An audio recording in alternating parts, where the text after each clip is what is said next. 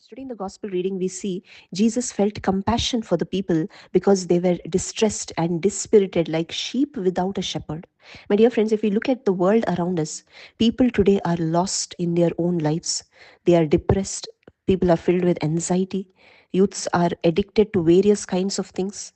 And we see there is no peace, there is no joy, there is no happiness in the lives of people around us. And why is this happening?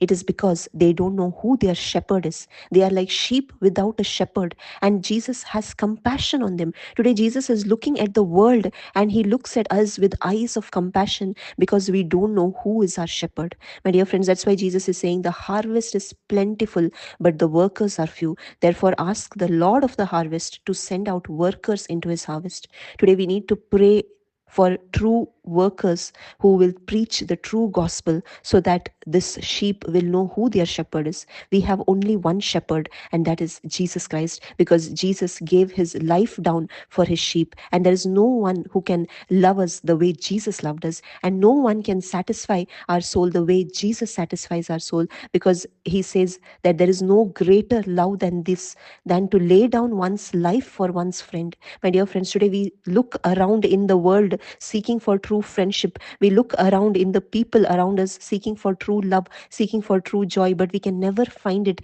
in any person of this world or in anything of this world. Some people search for happiness in money and in various other things, but the sad news is that we can never find that perfect joy, that perfect peace in the things around us, because only Jesus can satisfy us. Only the love of God can fill us. And that is why today we need to pray to the Lord to send laborers who can preach this true gospel. The true gospel only is about Jesus, the birth of Jesus, the suffering of Jesus, the death of Jesus, and the resurrection of Jesus. And when this gospel is convicted in our heart, when we truly understand that great work that Jesus has done for us, our life is transformed. We understand, we receive the kingdom of heaven. Jesus says, the kingdom of heaven is at hand. The kingdom of heaven is righteousness, peace, and joy in the Holy Spirit. It says in Romans 14:17. And we can truly experience this kingdom of heaven in us because when we receive the gospel, we receive the Holy Spirit, and the Holy Spirit gives us joy. He gives us peace that surpasses all understanding,